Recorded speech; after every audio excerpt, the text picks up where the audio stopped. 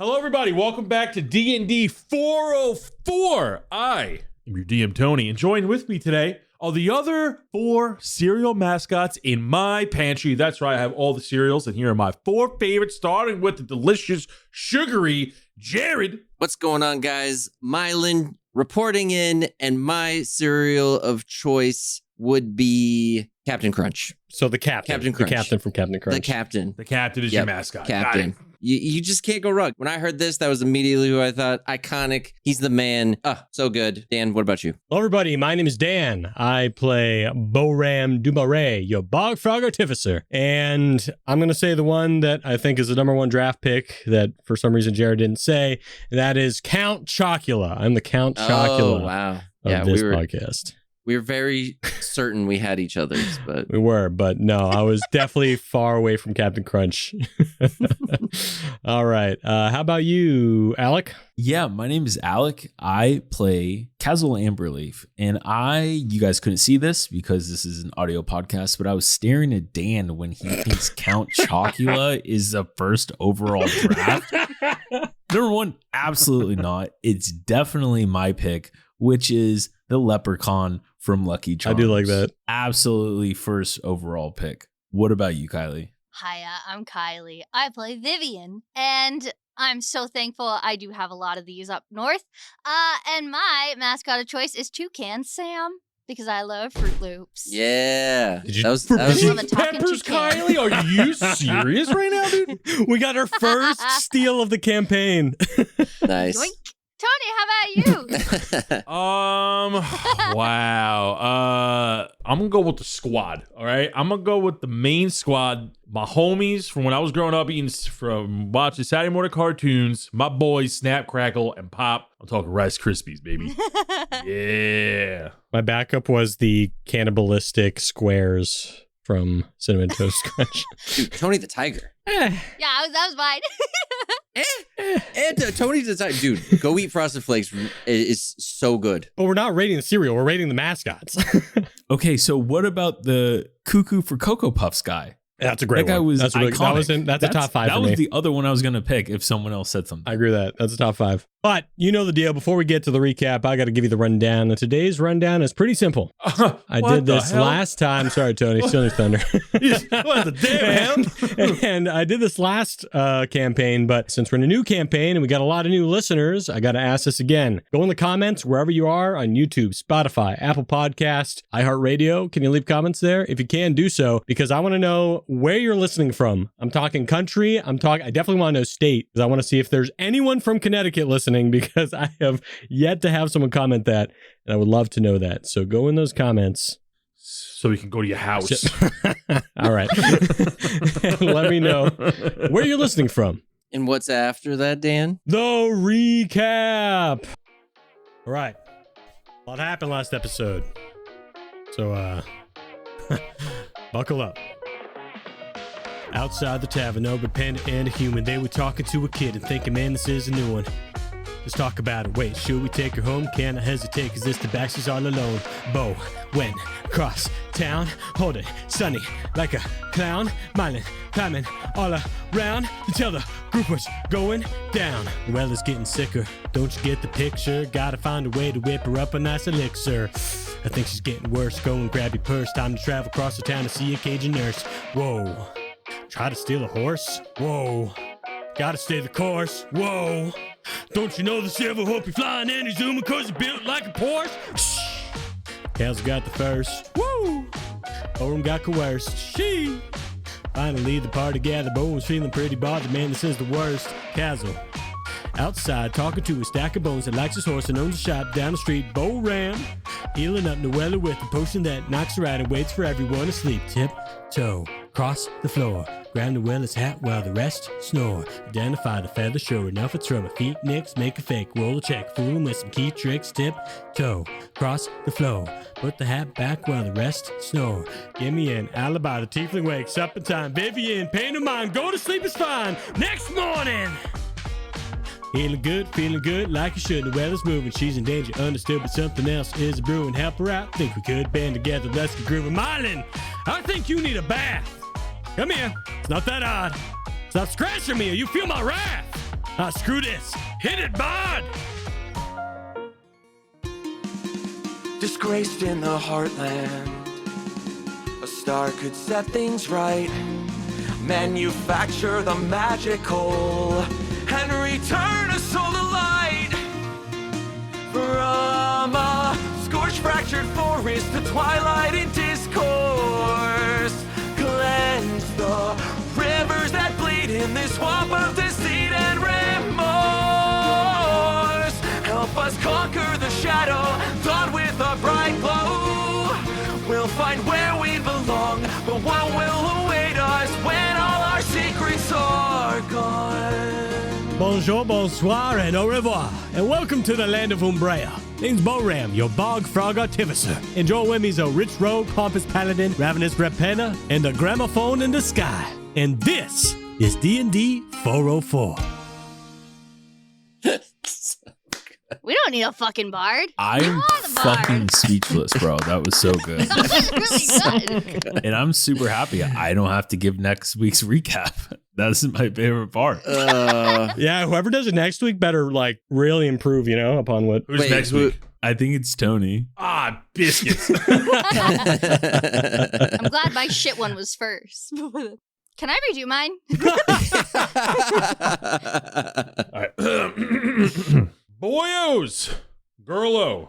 Before we get into session 7, at the time of release, the Artificer class has officially come out for the D&D 2024 rule set. So there are going to be changes to Dan's character. He is following the 2024 path. He was using the 2014 version, I believe, up until this point. So if there are some things that you notice that he was doing at level 1 that he cannot do at level 1, moving forward, we are now officially following the official 2024 rule set. And as a slight note, because we all know that Jared is playing a Scion class, that is also going to take into account when that officially drops. Right now, he is following the Unearthed Arcana, which may have slight changes from now until official release. And we're just going to follow that as we go week by week. By the time the Artificer thing had officially dropped, a few weeks have passed since this episode will actually air. So just keep that in mind moving forward and before you rule lawyer us and stuff. So that's all I'm going to say.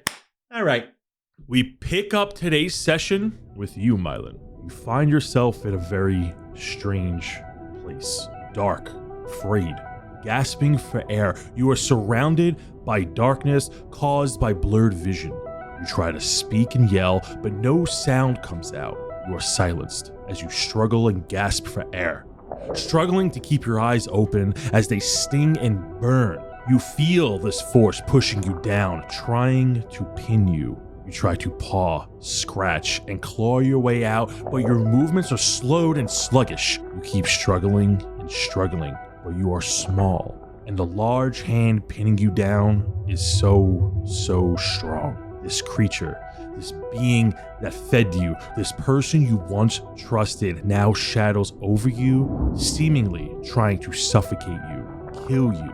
Then, with an ever-growing fear, Boram lets you go as you thrash out of the water, soaked, wet, and covered in soap and suds. You flump out of the bath, breathing heavily.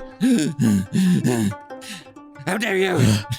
I'm not trying to kill you. Ooh. Didn't know that'd be exercise today. I'm clawing at the door. I can't reach the door handle, panicking. It's a pool petit, and I open it for him. Ah. Wait, come here. And I do chase him around for a bit using some, just some fire magic. It's almost like a hairdryer. He is a wet mop. There is water everywhere. Huge shake. Wait, not on the bed. Huge shake. Ah. Ah, goodness. How bad are you thrashing right now, Myelin? This might be the first bath, like legitimate bath that he's probably ever gotten. So this person who has poisoned him twice, this person who has given him food, which, got on his good side, but then now has given him a bath. He's about at a -3 on Myelin's, graces.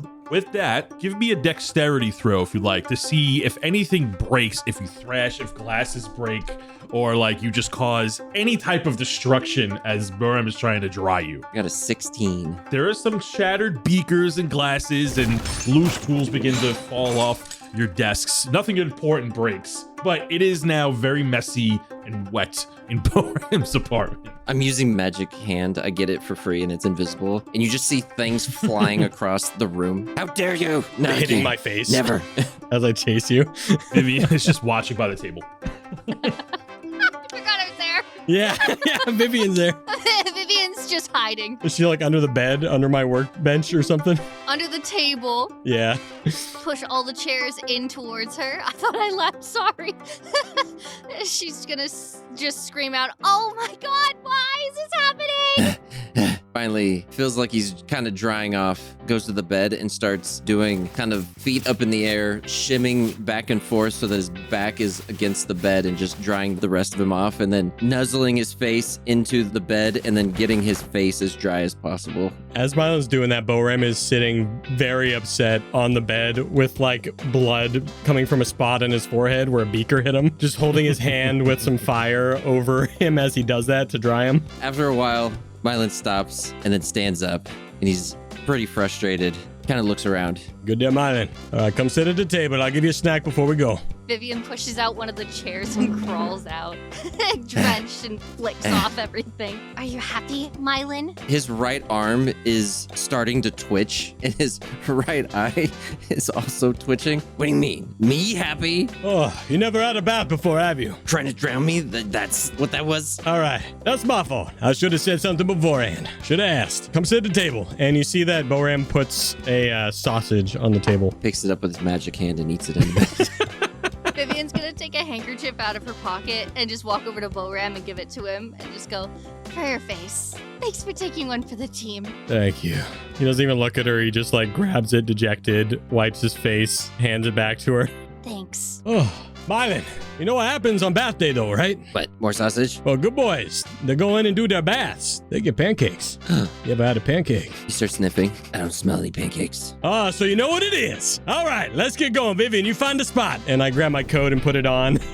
And we start walking out the door unless everybody else has something they want to do in here. Vivian swept up and everything, just shrugs and goes, "Whatever. Let's go." Can I have them both do a perception check and just tell me who gets the higher one? 17. 2. As Mylin's kind of calming down and starting to walk out and follow behind Boram, Boram notices that his right arm is still twitching as they walk out. Hey, Mylin, sorry about that. Here, get up on my back. I carry you, okay? He reluctantly, but also likes uppies, so he he gets on. Of course he does. I do love the image of Myla looking very upset while Boram smiles, very happy with how the day's going already. I think Vivien probably notices this. When Mylin's around, you notice that Boram's acting a lot happier. He's just being generally a more nice person to be around. Mm-hmm. And he kind of laughs and he carries Mylan out the front door. Vivien definitely takes note and crinkles her brows and just goes, "Let's go. Let's just go." As the three of you go to leave through the door, Boram, you notice that on your windowsill, you hear a little pigeon caw. You look over, and this is not totally uncommon. This is a carrier pigeon. And it's really fat, has no neck. Its head kind of morphs into its body. It looks a bit derpy, but it is a messenger pigeon. And it looks like in its little bird satchel is a rolled up scroll. All right. What you got today? It just blinks at you. Yeah, I just grab it. You take the scroll, and it flies away. And you look inside, and it's a note from Ivory, one of your neighbors in the stacks. It has a question mark, exclamation point written on it. That's it. You know this because you have conversed with him several times before, that he has some information for you. This is like kind of like a code phrase that he'll just send to you whenever you're looking for something really specific within his wheelhouse. He'll let you know if he has something for you. And you know this is a transactional deal that you often buy information from him, but you also source pretty rare herbs and materials from him from time to time. Stuff that would be a little bit hard to reach, but nothing like mythic or legendary. Just, I really don't want to deal with that at the moment. And he's kind of like a connection for those things. He also sells very, sometimes shady magical items when he gets his hand on it. This is from a friend. I like this. All right, Vivien, you know a place on the way? Or maybe that tavern that's got pancakes where Kaz'il is. I mean, that's always a safe bet. Why not? Why not indeed? And the three of you go. As the three of you walk, way to go over to Kaz'il. Kaz'il, you had left Boram's apartment when Nuella and her bodyguard had left earlier that morning as well. You decided to go back and head back to your room at the Four-Eyed Owl. And after taking care of Silverhoof, you go and you put him in the stable. You walk in through the front door, and there are no customers just yet because the Four-Eyed Owl isn't open. It's about to open for business, but nobody's really in there yet. You stable Silverhoof and then walk to the entrance of the Four-Eyed Owl, where it is empty. However, there is Mr. Umble, and he's talking to two people with their backs facing towards you. They're wearing black noble suits. Go ahead and give me a perception check. That's an 8. As you walk in, you see that Mr. Umble is leaning over, talking to these two gentlemen. One is a deep, dark blue tiefling, while the other is a slick, black-haired elf. They are wearing matching suits. The suits themselves look more noble, a little bit fancy, but very form-fitting.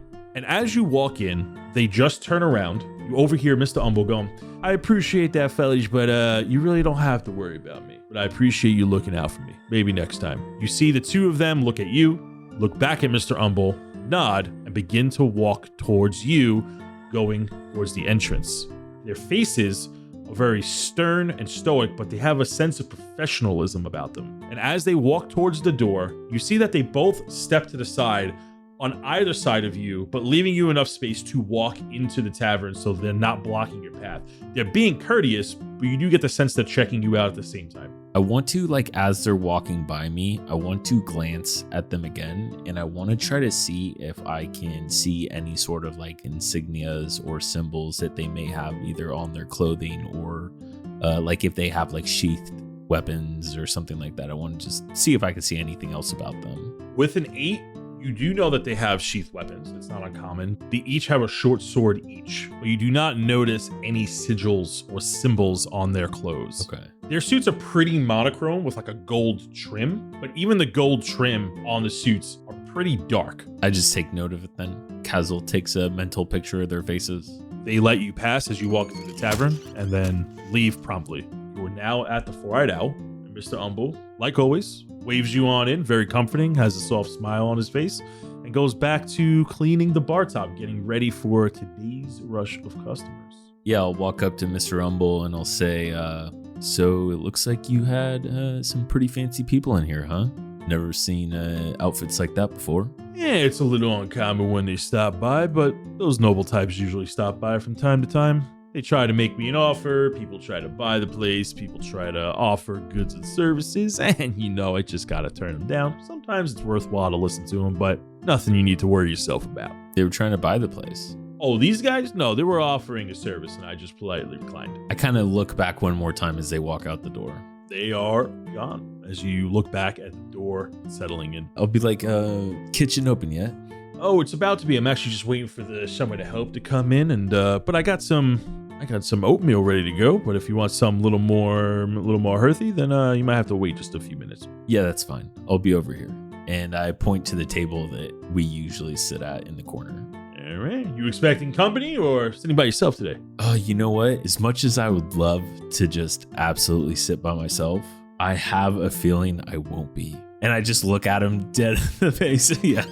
Bonjour! Yeah. Kick the door open. Morning, Kaz'il. And I look back at Mr. Umble as Vivien says that. Oh, it's a good day. Oh, hey, hello there. Good morning. You see, as the three of you walk in, one of the bartenders comes in. She hangs up her coat from the morning walk and rushes off into the back, right behind the bar to assist Mr. Umble. As you see, she begins to prepare food for the morning. What are now the four of you doing? I walk right up to the bar. Mr. Bo, how can I help you? Good morning. There's no food here. And I plop Myelin down on a seat. They're gonna make food, don't worry. You got flapjacks here. Oh, I can whip some up promptly. Flapjacks for this one. Maybe give me some eggs. Flapjacks, eggs. You guys want breakfast back there? And he looks over at Vivien and Kaz'il. Kaz'il nods. Okay, that's not an answer. I need to know what you want. Oh, I thought we were kind of just all ordering flapjacks. Boram had to be different. Sorry, I need that protein. I go sit down. Pancakes, please. Yeah, I'll take pancakes. How's Jack's flap? You got him. And you see that she looks over at the bartender and she goes ahead and gets to work, and that'll be 7 silver for the lot. Gives you all a wink and goes back to prep your food as the four of you make your ways to your table. Yeah, Boram starts to light a cigarette. Then he remembers he's not supposed to be smoking here, and he like immediately puts down and waves at Mr. Umble like, oh, my bad. Ah, I thought I told you. And he immediately waves him off like, oh, I remembered. Vivien's gonna quickly run up to Mr. Umble and just say, Mr. Umble, I didn't break any of my change, but here's 1 gold piece. And we're probably gonna need lots of flapjacks with that one over there. And I point right at Myelin, who's pissed still. His mouth's agape and he's just staring off into the distance. Mr. Humble looks at the gold, looks back at you, raises an eyebrow, be like, all right, I'm making a double order for you. Thank you. As she flips her hood up again, she forgot and walks back over, storming. Whew, that was a tough day yesterday. Goodness, glad everybody's okay though. I take it everything went well. No, nothing went well. Let me tell you, this one tried to drown me. Myelin had a bath. Yeah, first time. Yes, that sounds horrible, Myelin. I was kind of talking about the poison. Yeah, he poisoned me too, twice. Can you believe that? Myelin, first time was not me. That was that cloak that you still wearing, by the way. But I like my cloak. What's wrong with this? I'm not saying the cloak looks bad, Myelin. I'm just saying that was the thing that poisoned us. You don't get it back. Oh. It's mine. It's got my ear holes. Fair enough. Vivien pinches the bridge of her nose and just goes, Nuella's okay. She woke up. She drank. She's fine. She's gonna take a break for a while. She drank a lot. But someone was lurking over us this morning. Who's that? Boram? That's right. I was trying to take a look at her hat. That's on me. It's a nice hat, though. Wouldn't you say? Yeah, it's nice. And Vivien's still incredibly sus. I left it with her, didn't I? Can I just do an insight check on this conversation they're having? Sure. Boram, make me a deception check, and then Kaz'il, make me an insight check. I got a 2. He seems as candid as he ever did. Wow, okay. Kaz'il and Myelin are on the same page right now as far as this conversation's going. Kaz'il just kind of like starts glancing back and forth at Vivien and Boram as they're like having this conversation. I'm just like, kind of like, okay. Oh, by the way, Vivien, I got some good news and I got some bad news. Okay, start with bad, I guess. Start with the bad. Maybe I start with the good. Good news is I figured out how to cast Disguise Self, like you was asking. Oh, yeah? And I cast Disguise Self on myself and changed to look like Kaz'il. Wait, where did it go? Bad news is I can't exactly put it in a potion like I thought. So it's going to take me some time to make a magic item that does this for you. You know, I was more worried about someone dying, but that's fine, bad news. That's okay. Yeah, better bad news than you'd expect, right? Could you disguise as me? Could you try that? Like right now? Well, I'd have to cast it again. I'm going to be stuck as Kaz'il for about an hour now. Sorry, really? What, you don't like looking at yourself? Yeah, I mean, not particularly. You can't just kind of make this go away. I could dispel it if you like, but I kind of like this. I'm going to try it out. I mean, yeah. People are coming in as the 4 of you are talking. And there's 2 Kaz'ils sitting there? Oh, no. But I am still dressed as Boram. Oh, okay. Yeah. Oh, okay. Yeah, okay. Yeah, it's fine, I guess. I could do it, though. I could definitely do it. No, it's fine. It's fine. Trust me, when you open your mouth, people will know who's who. I think so. I think you're right. Do you have a change voice feature? I hope not. Let me read it.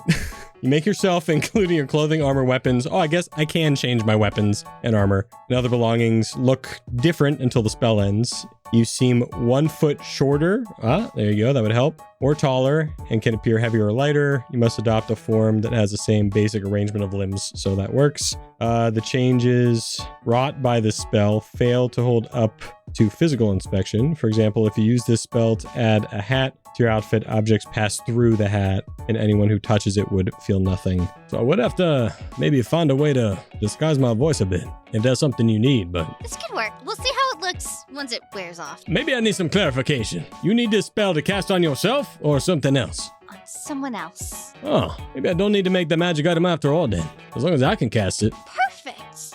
Vivien is elated. This is amazing news. Boram realizes he's agreed to help her but doesn't know what's going on.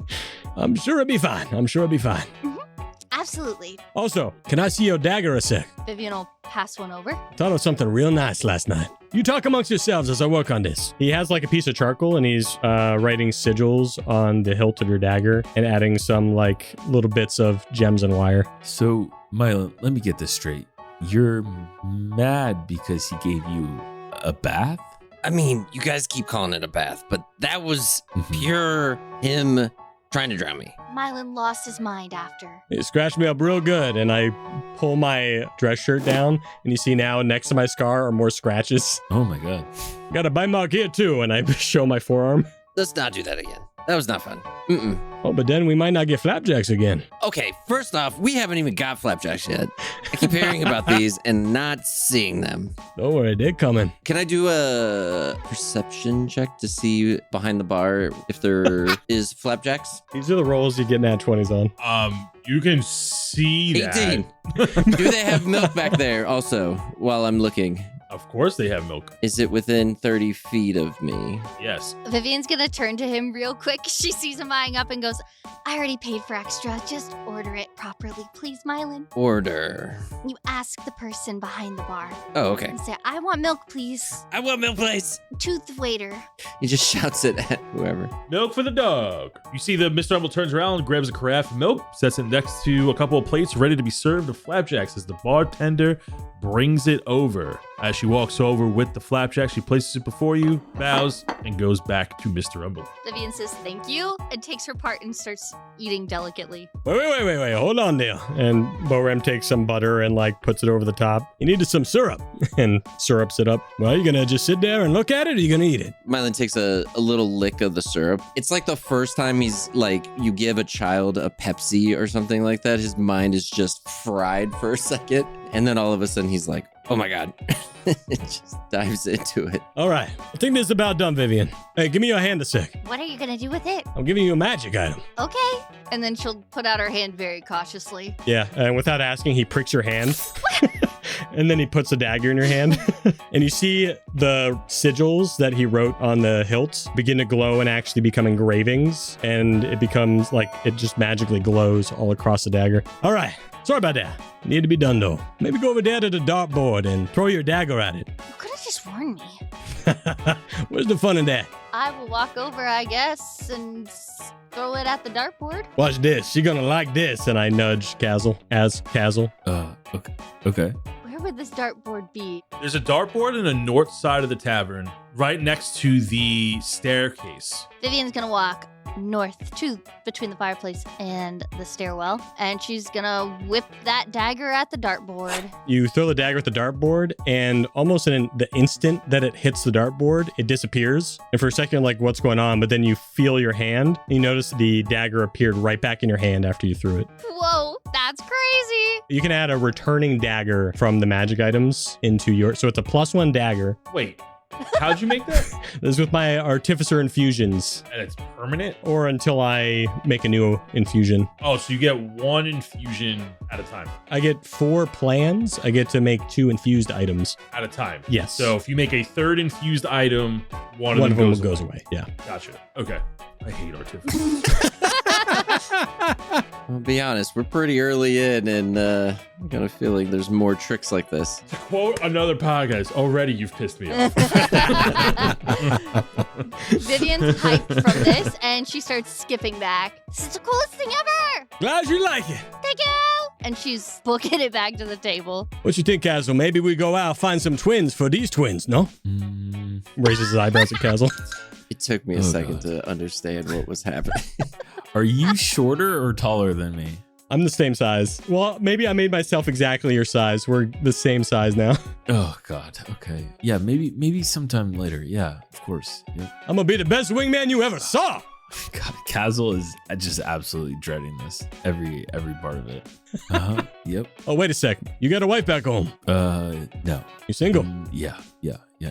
Good. Then we definitely go out one night. Yeah. Get you a lady. A man? A lady. Both? God. Okay. You know what? Let's just eat some flapjacks. Yeah. All right. We talk about it later. And I dig into my eggs. So listen, by the way. So this morning we were talking in the weather, and she might have given us a quest of some kind. She's got a stalker or something. Might want our help, or maybe we could, maybe not. That's something you might be interested in. I really want to do this. And Vivien puts her fork down as she says it. Kaz'il was very tempted to just immediately shoot that down, as that doesn't seem like something he's interested in. But after hearing Vivien say that, he kind of has a change of heart, and he just goes, yeah, I think I got some time. So I think we could definitely check it out. What exactly I guess, did she say? Nuella wants us to help, well, she doesn't want us necessarily help find the stalker, but she wants us to find out who it is and take care of the problem, because it seems to be following her wherever she goes. But this time was the only time she got poisoned. Interesting. Okay. And the consistent thing has been rats. That's the one thing she said. So what happened last night has happened before. She said that. A few times, but it was only this time that she got poisoned. Kaz'il immediately just starts to think, and he starts kind of just playing with this food, like flipping the pancake back and forth as he's thinking. Okay, yeah, well, yeah, I'm in then. Like I said, I got some time, so if you guys want to do this, then I'll tag along. Where are we going after this? As Myelin perks up with a mouthful of food. We're gonna go find Nuella's stalkers, I guess. Myelin just gives a thumbs up, like he's in for whatever, too busy eating to care details at this point. Easy to convince Myelin. I was going to go back and make some magic items, but I don't think I need to make that for Vivien anymore, so I'm free today. So I can venture off and talk to some of my contacts, see if they've seen something. Ooh, I can ask mine too. I'll talk to mine as well. I look at Myelin. Are you going to talk to yours? Yeah. I talk to him all the time. Him. Okay, so it's one. Where you live, by the way? And he's still eating and just points like back that way. And he points towards the door, basically. Helpful. Thank you. Okay. Do you have someone watching you, Myelin? Yeah, all the time. Always watching. Always watching. Ugh, so annoying. What you mean by that? I don't know. They're always like, oh, you're doing everything wrong and just really frustrating. But it's all good. We got pancakes. Wait, no, let's kind of talk about this for a second. Who's they? You know when you think something and then you're like, oh, I shouldn't do that, right? Mm-hmm. Yeah, that just happens to me all the time. And it's really annoying. So it's kind of like, inside. Inside your head? Yeah, so like if I was like, oh man, I really should go over there and get all that milk. And then they're like, no. It's stuff like that. And he just goes back to eating. Conscience? I was going to say, I'm thinking that's your conscience, but I'm also worried that it's not. No? I just kind of look at everyone else at the table. Everyone's got that, right? Everyone. Yeah, Everyone? Yeah. Everyone. Yeah.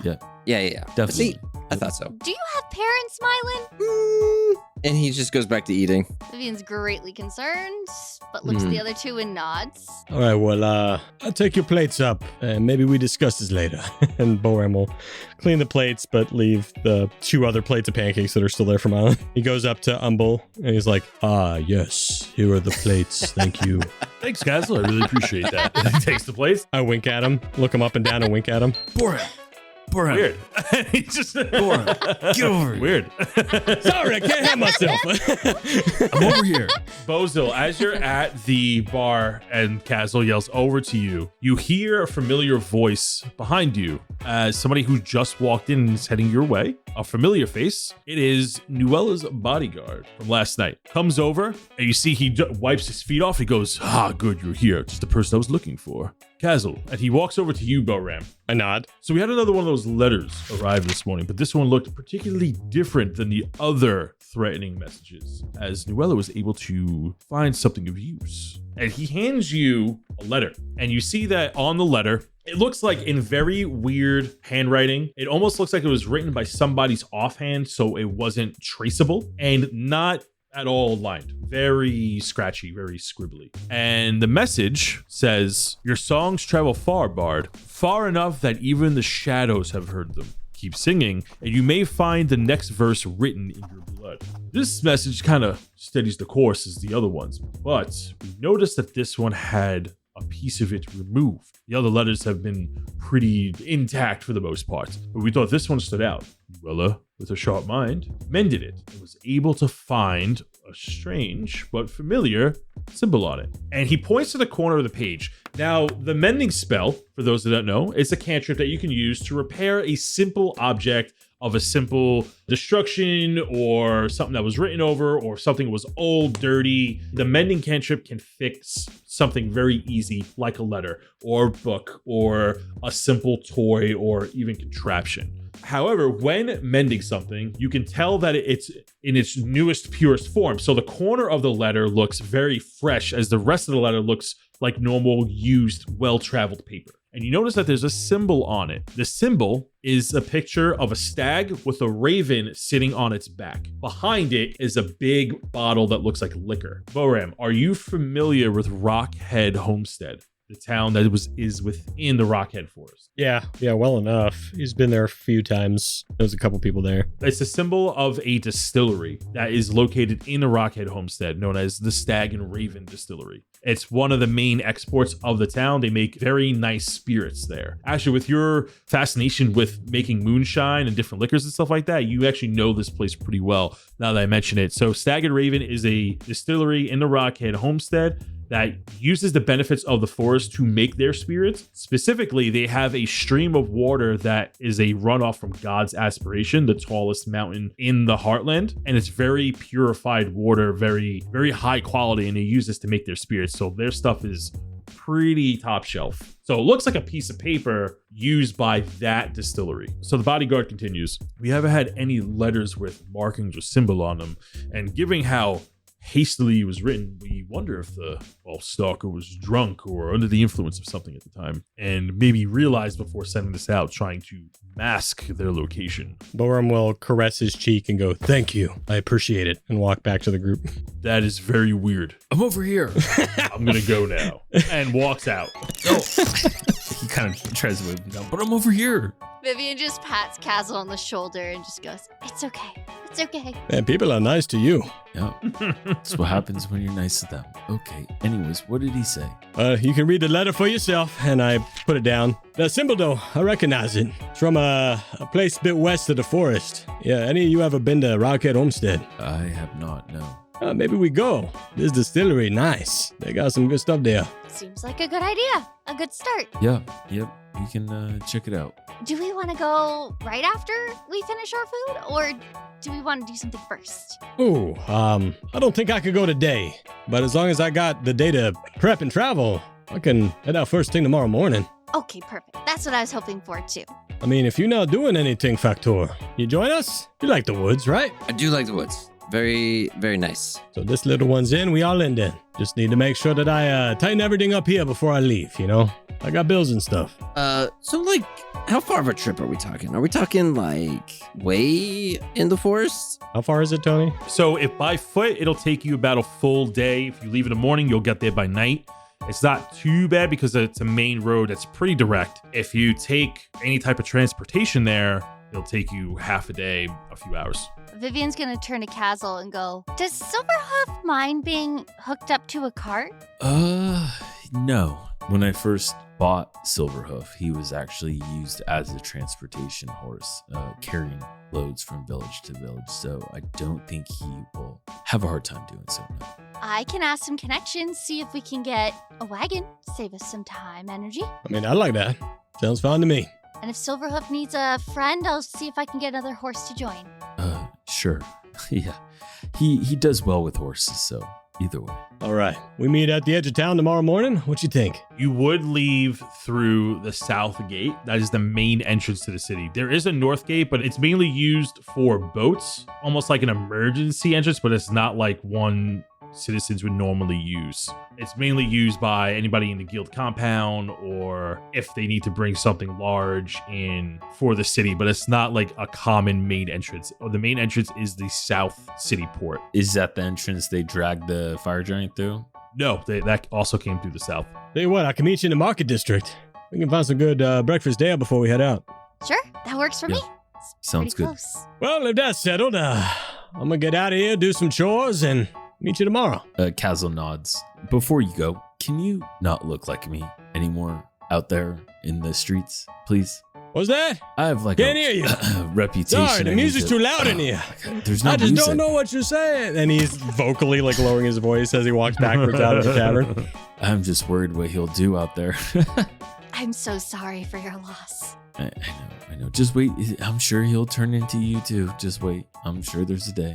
I should have told him not to until I was there. Crap. I kind of regret getting him to make this now.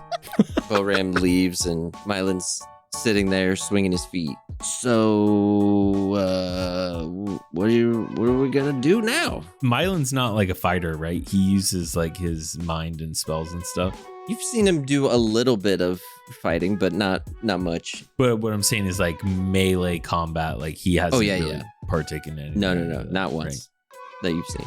Kaz'il really wants to teach Myelin how to work with a sword, and because he has that sword, the moon glow sword still, I kind of want to teach Myelin. So I guess I'll just at least offer it to him, and I'll just say, Myelin, if you don't have anything to do later, why don't we go out and practice some sword? I'll teach you how to swing a sword. Yes. Okay. Yes. Okay. Okay. Cool. Yeah. Oh, didn't think you would ever ask. Vivien claps her hand. That's such a good idea. Is there like a certain area that I would train in the city since I've been here? In the Forge Workshop District, outside of Forges, there are training dummies. You do see people using them. They're more to test weapons, but most blacksmiths, if you shop there before, don't really mind if you come by and use them. Okay, yeah. Well, here, how about this? You hang out, eat some more pancakes, and I'll be right back. And Kaz'il kind of runs upstairs to grab the Moon Touch sword, the short sword that he got. When you go upstairs, Vivien and Myelin are left at the table. Myelin, when you begin to drink your milk, you're a little bit distracted and you're like having a sip, enjoying your drink. Vivien, you notice something about Myelin. Give me a perception check. 8. With an 8, you notice one very weird thing for a single fleeting moment before it looks like it just disappears. Under Myelin's cloak, you see a lump almost stick out from underneath the cloak, as if there's a bag or a small ball or something in there. And you see for a fleeting moment, and when you lock eyes with it, it quickly disappears as you see one single eyeball glowing at you from underneath the hood. And then gone. The second you notice it's there. Vivien just goes, what?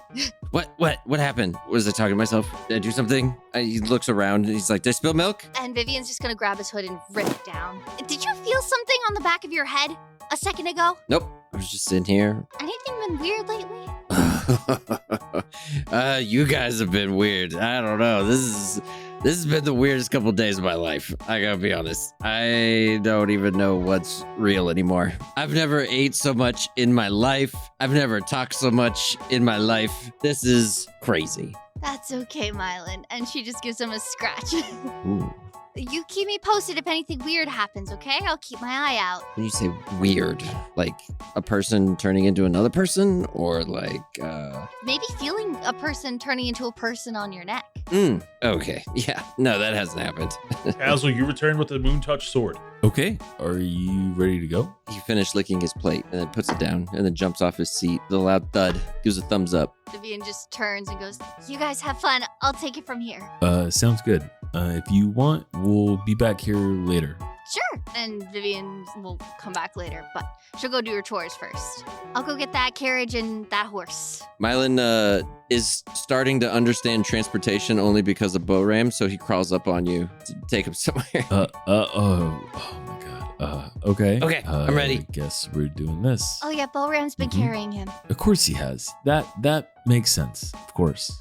And yeah, we'll head over to the training dummies. Okay, so when you go over there, if you like, you could use the day to teach Myelin how to use a sword. Nothing will happen, but if you do this over time while using downtime activities, Myelin could learn how to proficiently use a sword after given some time. But you're using this time to introduce him to how to holding it properly and teaching him some of your skills. So while we do this, I will give Myelin the Moon Touch sword, like during the training, and then I'll just make sure whatever you do, just don't stab myself, Vivien, and Boram. Actually, okay, Boram, if just me and Vivien on purpose, just don't stab us even on accident. If you accidentally stab Boram, I would understand, but just try to avoid that as well, okay?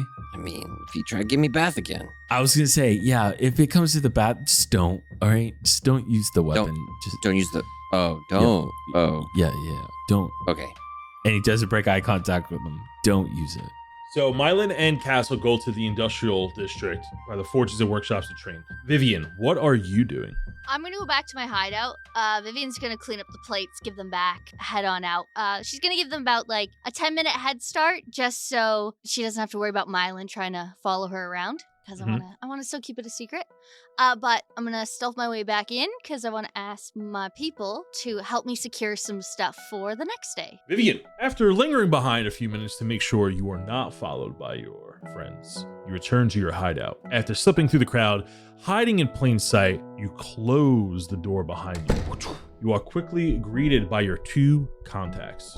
One is male, one is female, and they stand promptly in front of you with their hands crossed behind their backs, politely and yet professional. And both, at the same time, say, "Welcome home, Vivien." And she'll do her hand on chest little bow and say, "Thank you both. It's good to see you again. I have some requests. We are going to help Nuella tomorrow, and I was wondering if you could help me fix a carriage and potentially an extra horse. We have one, but if possible, we're hoping to get a carriage and a horse, just so Kaz'il's horse isn't alone." So, as you already know, Vivien, you already have one in stock. Would you like to use that one, or should we procure another? No, I think that's perfect. I think that's totally fine.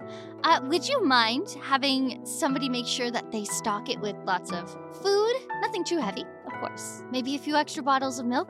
Oh, milk we can absolutely accommodate. You know, every carriage is stocked promptly for 3 days travel at least, unless you require more. I hope not. No, 3 days is perfect. The other thing is would you be able to help me with a bit of the platinum and trying to divvy it up into smaller coinage? I unfortunately keep getting stuck with paying people in gold. Well, gold is the most accepted currency here, but where will you be heading where gold will not be sufficient? Well, gold is sufficient, but sometimes too big of money in certain areas looks kind of bad. So if I can have a couple copper and a couple silver as well, so when something is 7 silver, 1 gold isn't too intense for a smaller establishment. We're really heading to Rockhead Homestead. I don't think it'll be hard or bad. At once, Vivien. I will make sure everything is to your fitting and make sure everything is great. Give me a name of a horse. Wind Rider. Yes, I'll make sure Wind Rider is stocked up with the carriage and make sure you are ready with all the provisions you need for a day's journey. How long will you be away for?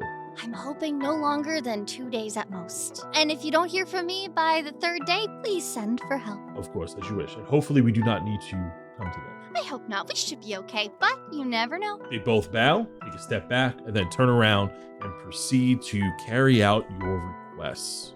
Vivien's then going to take the rest of the time to exit that area, go up to her room, and just get cleaned up. As you retire to your room for the day, we're going to go over to Boram, who just made it back to the stacks. Yeah, Boram kind of takes his time. He's feeling kind of good since he's disguised as Kaz'il for a little bit. And when he gets back to the stacks, he finally looks around, lets his guard down, and lets off the disguise self-spell. One thing I forgot to mention, when you guys were walking through the town, you noticed that the Fire Giant and its maul are no longer in the town square. Okay.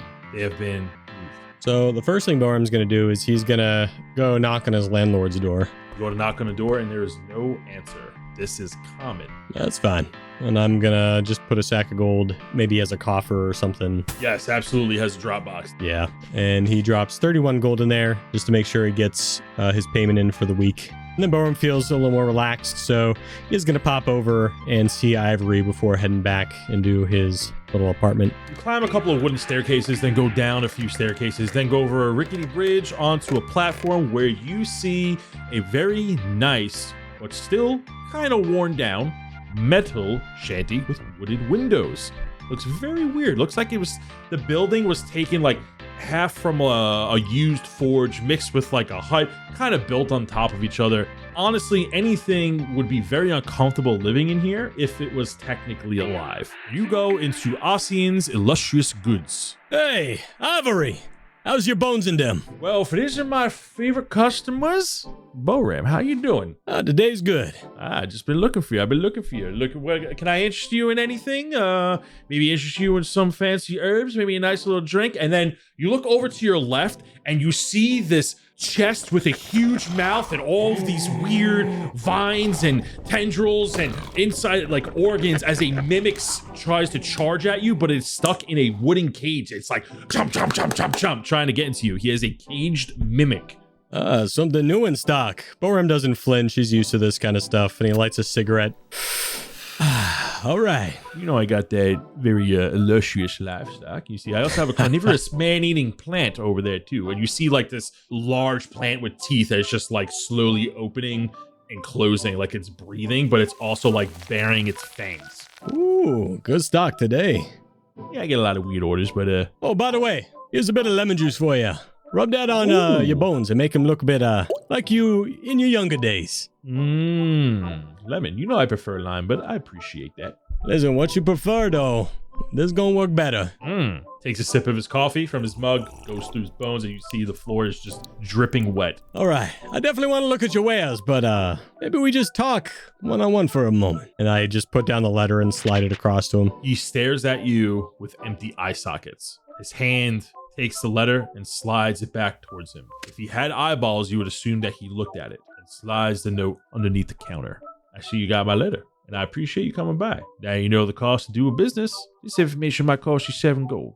7 gold I have. I definitely want to buy that potion that's up there. And Boram is kind of speaking like he's buying stuff, just in case people are listening. And this is pretty common between these two. Very intellectual potion I have here. Makes you smarter, makes you wiser, gives you information you didn't thought you knew you had before. That's why I want it. And I just drop down 7 gold. You see, still staring at you, empty eye sockets. His arm does like a full 180, pretends to jostle some bottles behind him. Here you go. And then he goes, okay, I'm going to tell you now.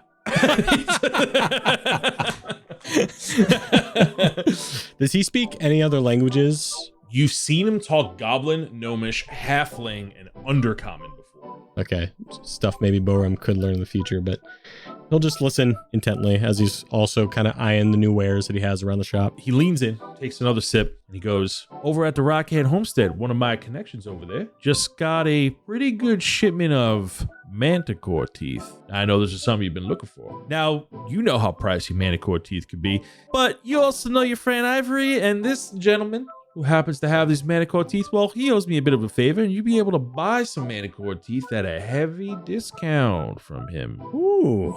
You know from the past that manticore teeth, very fragile once extracted. It's hard enough to take down a manticore. It's even harder to extract their teeth from their mouth because once removed, they're very fragile, need to be handled with care. You know, a single tooth goes for anywhere between 310 gold to 375 gold. You've paid anywhere between this range. And you know that one tooth is what you need per experiment. Is this a shared contact of ours, or is this someone I don't know? I don't think you would know this person. He's a pretty shady fellow, but you know him when you see him. That's fine. Who I ask for? Ask for the Kenku. That's I shall. Yeah, he's got a couple. Now, if you tell him you know me, I'll cut you a deal. Now, they can get pretty pricey, but he might ask you for 175, but I think you could talk him down to 120 if you really tried. All right. Sounds good to me. All right, just show me some of your wares, though, before I go. Maybe there's something else here that I don't have. And because I love you, I'll buy an healer's kit while I'm here. Somewhere far off at the training dummies, Kaz'il's like, man, I feel like I had to tell Boram something, but I completely forgot. Oh my god. Because wasn't right. Ivory like, oh, tell him I'm looking for Boram. Tell Boram I'm looking for him. I'm like, oh. That's funny. Yeah, he goes, well, you know I carry the usual stock here, but I did, unless you want a mimic, I'm trying to get rid of him. The guy who wanted him fell through. Now I'm just kind of stuck with a mimic. If you want him, you can have him. I'll sell it to you for a good price. But I also got this little item. You see that he reaches under the table, takes out a long wooden case, opens it, and inside there's a cane. And at the head of the cane, it looks like an eagle's face, and then it comes out into a nice wooden elegant cane. He goes, I got the veteran's cane here. They're usually given to war heroes. The one that had this died, but it ended up in my hands. And basically, you can kind of do this. And he takes the cane out, shakes it a few times, and it turns into a longsword. Ooh, that's cool. The cane, now that's my style. The longsword, though, not something I'd use. I'll talk to someone else, see if they want it, and I'll come back to you, right? Okay, waste my time. Closes the case, takes the case, put it back under the... Oh, okay, maybe I don't pay you for information next time then if I'm wasting your time. And I just give him a wink and laugh. He stares at you with empty eye sockets. I'll walk on out and just give him a wave without looking at him as I exit. And the bell jingles as you leave Ivory's illustrious goods. It's pretty early in the day, right? It's still like, what, 11? Late morning, yeah. So Boram's going to spend 8 hours of the day starting to craft a potion. That's going to be just an uncommon potion of greater healing. And that's just something that he wants to work on throughout the day as he's working on his alchemy skills and getting better at potions. And then he does have some other potions around that he needs to take to someone. So at the end of the day, he is going to look up, kind of rub his eyes as he realizes it's turned to night, as he's been working on potions all day, and is going to grab his coat and head on to the outskirts of the city and handle some personal business. Before the day ends, you go out and handle this business. You walk about a half mile out of the city to a location that you feel pretty secure in. Only a half mile away, you still see the city. You find a comfortable spot that is surrounded by some trees, some hills. You feel very private here. And as you look up, as night begins to fall and the moon is high in the sky, a portal begins to appear as you begin to move and shuffle about. This portal is lime green, swirling with yellow edges, with a sweet or mysterious aroma. You step through, portal closes. Some time passes, portal opens, and you walk out of it. Several hours have passed. Yeah, Boram walks into that portal with a potion, some curious mixture, and then when he walks out, he no longer has a potion. Lights a cigarette, kind of sighs as something didn't go too well, and he walks back home a bit disheartened and back to his apartment. As the day comes to a close, Boram, you retire back to your apartment. Kaz'il, you return to the Four-Eyed Owl. Vivien, you fall asleep in your hideout. And Myelin, you return to your hidey hole. I would like to say Kaz'il also, as he retires, you see him walk back into the Four-Eyed Owl. He kind of like takes a deep breath, closes his eyes, and as he walks upstairs, you see he has several bandages all over his arms. Hell yeah. The day comes to a close as the roosters bring in the new day, waking everybody up as the sun rises on the 17th of Myrtle. The four of you get your things. Vivien, you take some extra time in the morning and leave a few minutes earlier than everyone else will to safely secure your carriage and Wind Rider to the markets. The three of you meet up with Vivien as the market begins to bustle. People begin to move about and get on with their day. People shopping, workers working, merchants selling. And when the three of you meet up with Vivien, you see this very elegant horse, beautiful yellow mane, with this very extravagant and lavish carriage with pure white, gold trim, plush red seats. It is stocked with food. It has curtains. It looks very comfortable. And it has the Charmant symbol plastered right into the door. Good morning, everyone! She raises her hand, completely oblivious how obnoxious it is. Bonjour! Morning's good. So this is just normal? Kinda. Man, Well, it's normal for me. I don't know what life I've been living, but this is awesome. And I jump inside. I got extra milk for you, Myelin. Kaz'il walks Silverhoof over to kind of introduce Silverhoof to Wind Rider. After a few minutes, he hooks up Silverhoof to the cart. The two get along, but Wind Rider seems a little bit stuck up towards Silverhoof. It's okay, buddy. And I pet Silverhoof. I get it. Vivien just twiddles her thumbs and goes, well, I hope they'll be friends eventually. Behind everyone's back, I look at Myelin and do another stuck-up nose face to him, like stuck-up horse. Wait, is it because my nose? What's wrong?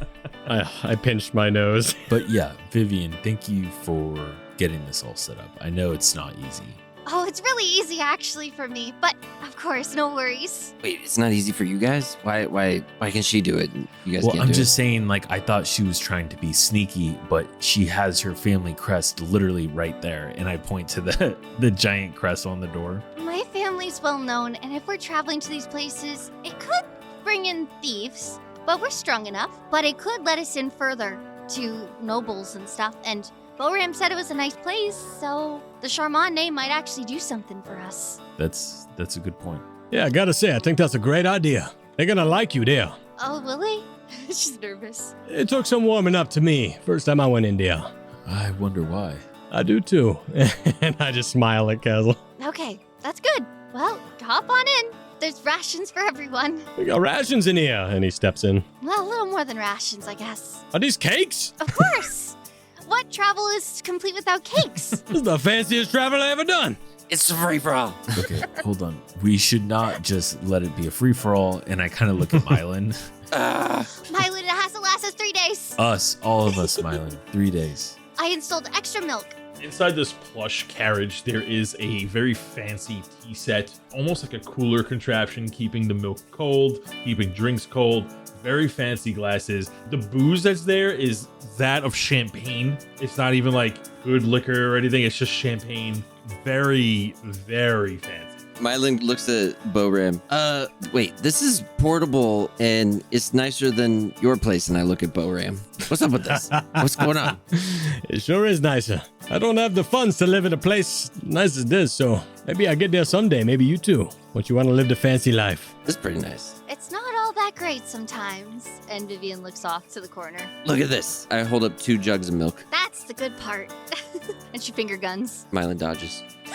All right, so the 4 of you get on this carriage and you begin to make your way out of the south exit, which is the main gate of Bouldaris. You see that there are a number of merchants and travelers leaving, and they are heading in all different directions. You see the city guards let you pass. They take some paperwork, make note that a Charmant is leaving the town, and they make it known that they know that you are leaving. And you see one of the guards goes, "Safe travels, Vivien. I hope your company keeps you well protected." And she does her little salute thing on her chest and bow. And, thank you so much for your service. As gracious as ever. And you see that he bows his head as the 4 of you leave, as you begin to head westward to the Rockhead homestead. I will say, as we leave town, Kaz'il kind of takes note of this because he didn't really know Vivien's family. Like, he's heard of them, but he didn't really understand how big of a deal apparently her family is in town. So he's kind of just taking note of like, oh, okay, that's good to know. Possibly for anything future that Kaz'il might need help with. At one point, Vivien's gonna kind of like turn to everybody and just say, look, if you like this, it would be really great if you can help me with this Nuella stuff. Of course, we're already here and we're gonna ask for the favor and everything. And Boram's working on like the doppelganger stuff. But if you're willing to help me with my future plans, we can secure this kind of treatment for the rest of our time we travel together. But there might be a chance I lose it all. Lose it all? Why would that happen? You a shaman. There's something I have to agree to. And if I do, I get to keep everything I have. But if I don't, then I lose it. Oh, then why don't you just agree? That sounds easy. Yeah, you get all the milk you want. If only it were that easy. Ha ha ha. If only. Seems easy.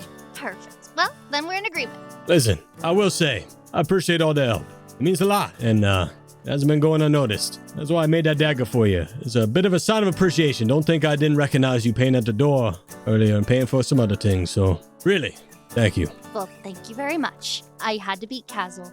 Thank you. And I appreciate the dagger. Wait, you had to beat me? What? To paying. Oh. You paid for us last time. It was more like I did it because I thought it wasn't gonna get done. And I look back at Boram and Myelin, but he's like, but I appreciate it. Of course. Can I smoke in here? If you open a window, I guess. Ah, nice. And he opens a window and starts smoking a hand-rolled cigarette.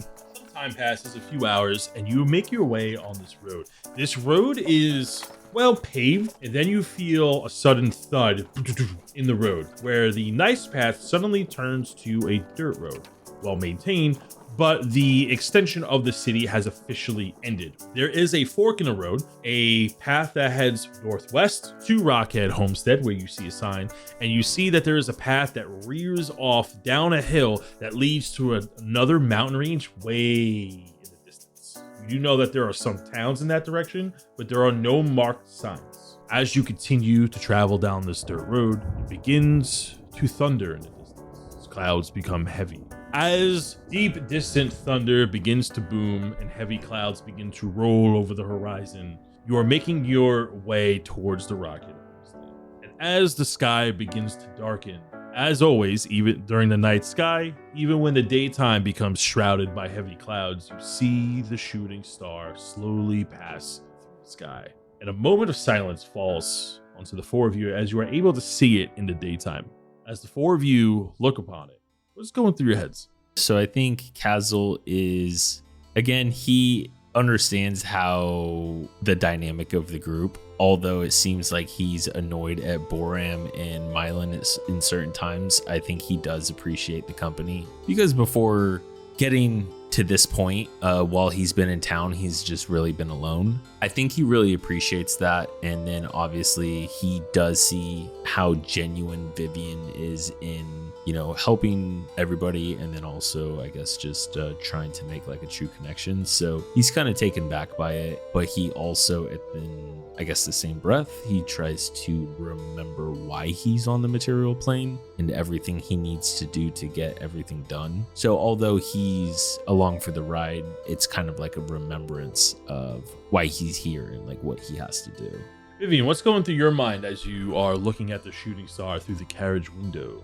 In her mind, she's really happy she could help people. She also has been alone for an incredibly long time. She wasn't always, so this is the first time she's had friends. Well, outside of her regular people who come around throughout her life. You know, the merchants and the people who work around the home. She has her family, of course, but no one really outside of that and the people helping within the home. So she's excited to finally get out and about. She is so hopeful that she can help Nuella. One, she loves to help a friend, but two, she really needs Nuella's help, she thinks, to her detriment, because she wants to avoid an incoming invitation. And as she's happy for everybody that she's now traveling with, she thinks of Woolen. You think of Woolen. You stare at the shooting star. You feel yourself making a connection with these people around you. You are grateful that they are helping you help a friend. When you asked them, it seemed like you were really urging them, and they also came with somewhat ease. You're so used to asking for people to help with the understanding that you're going to give something in return. Everything has always been transactional for you, but this seems a little more genuine, at least at a glance. And you think of Woolen as you look up at the star. And as you think of Woolen, you feel your heart beating. Like it seems a bit more visceral. You feel yourself falling into the mystery of the shooting star and all the rumors that shroud it. We're gonna take a beat there and move to Boram as you gaze upon the shooting star.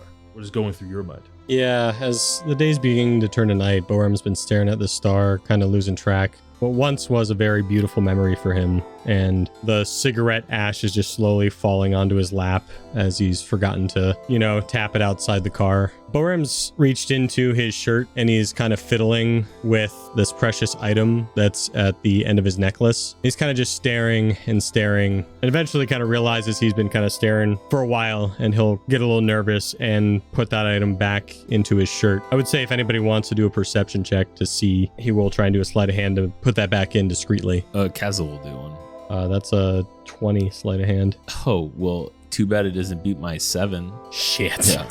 Boram, you are fidgeting and you find yourself lost in thought, and you think about your past, and you find yourself losing yourself in these memories as you look at the shooting star. You are flooded. Your mind is flooded with possible regrets, different choices you could have made if you could have done things differently, or maybe you were doing right the whole time and it still wasn't good enough.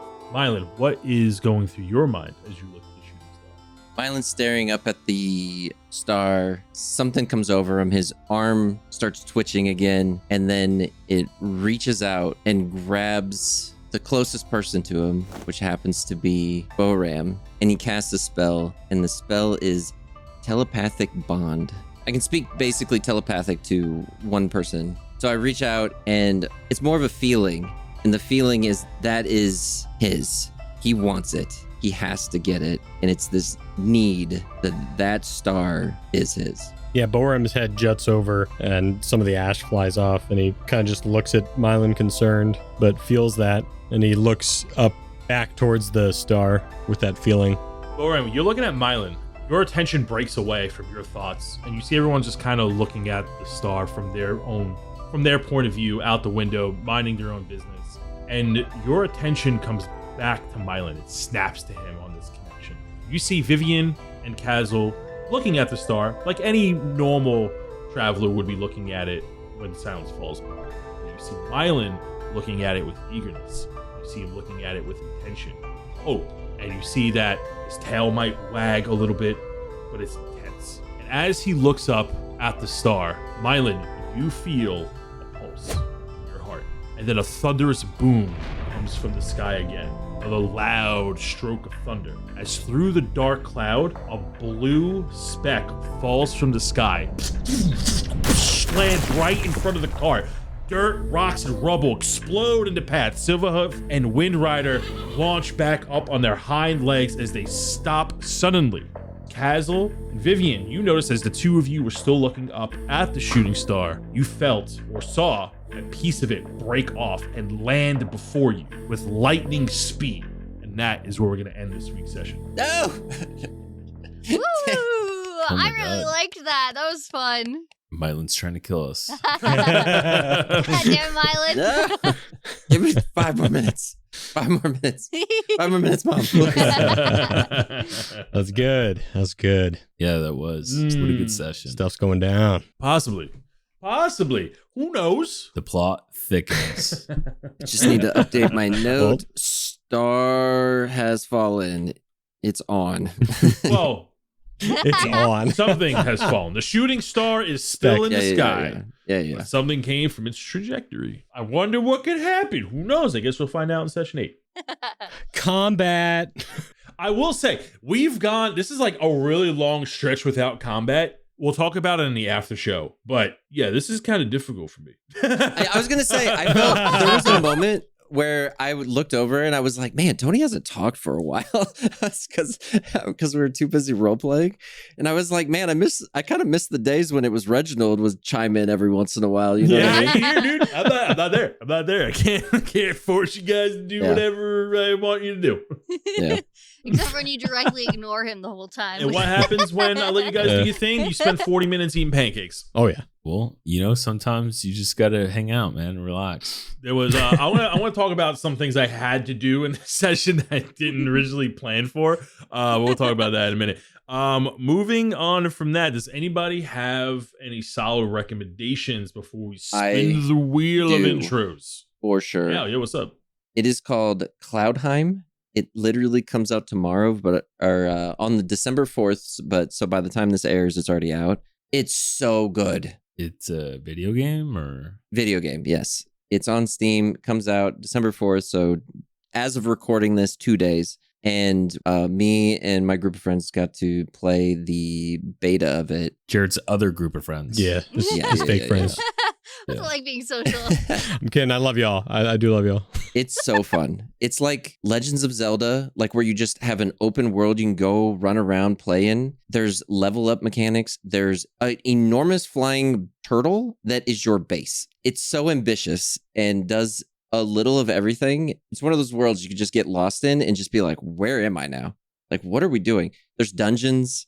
There's bosses, there's different weapons and stuff. Can't recommend it enough. I had a blast. I hope that by the time it comes out, it lives up to what the beta was. So that's my huge recommendation. How long ago did you play it? Like between the beta and to like when It was probably a month ago. Yeah, it looks like Breath of the Wild. Yeah. Very, very similar vibes, but you can level up and like specialize in certain weapons and super fun. I've been waiting. This has been on my wish list, top of my wish list since we got to play it. Maybe we'll play it on a YouTube video. Maybe. Ooh, Yeah. Thanks for the rec, Jared. All right, then spin that wheel. Let's spin that wheel. Let's see what we're going to be talking about. The next intro for episode 8. Sakajewa. The other 3 reasons I woke up in the middle of the night. Perfect. Already know mine. Perfect. Love that. Done. Anyways, thank you for joining us, everybody. What kind of goodbye we giving? A very casual goodbye? Castle goodbye is perfect. Goodbye, everybody. Yes. Thank you for joining. Okay. I will see will you see later. Goodbye. you later then. See you later I'll see then. you next week. I speak like a telegram. Indubitably. Beneath the city, far below the cobblestone in the torchlight, there is a forgotten chamber carved into black stone. A single table dominates the room, scarred by blades, burn marks, and old deals gone wrong. The air hums a quiet power as a jagged crimson shard rests in the center, pulsing like a heartbeat. These are the Bloodshard Bandits, the ones that move the pieces before anyone realizes the game has started. Maps are unfrilled here, coins slid across the table, and dangerous plans are spoken like casual conversation. No oaths are sworn here because everyone already knows the cost. If something's impossible and needs to happen, this is where it begins. Standing in the glow of the shard tonight, Artemis, the fighter, guardian of Kemijo, Julius Kendrick, the Dread, Lord de Rema, the highest of elves, master of the finest fineries this side of Umbrea, Sly, the rogue changeling, Nakmak, Novo's biggest competition, Brandy Woodburner, the wood elf with the wine, Gloric Nightbreaker, dwarven fighter, Leilani, the human. Just above the chamber, tucked beneath a reinforced door etched with runes, the Sigil College alumni continue their work. Scrolls floating midair as formulas are revised in chalk and ink. Arcane devices spark, fail, and then spark again as theories turn into something particular and dangerous. When magic needs to be understood, controlled, or slightly broken, they are the ones with the ink-stained hands and sleepless eyes. Among the alumni, you see Mongo, the Yeti giant with a heart of gold, Sir Geo, the retired knight turned monk, Punk, the rogue bard, David Lachance, the human, Chartreuse Vexshade, the gnome sorcerer. And scattered across the realm, answering the call when matters the most, are the Umbrea's heroes, brave, loyal, and absolutely essential to keeping the world moving forward. Man with Glass, Kazus, the Frost Dragonborn Warlock, Johnny Tar, the human, John Carroll, the human, Hart, the Iron Hammer, Velinor, the Astral Elf Ranger, Drowned, the Barbarian Orc Hunter, Cypress Daywind, the Capybara Druid of the Forest, Annie, Master of Weapons, Bjorn, the Battleborn Bombtastic half-orc, half-barbarian, the half-giant barbarian, Morgith, the Unbroken, Gad, the Lizardfolk Rune Knight, Plick, the Doer Warlock who thinks he knows Cajun French, Bree Carlson, the human, Balasar Turneroth, the Red Dragonborn Eldritch Knight, Brotato Brototo, the human, Kivlin Nithadir, the elf sorcerer,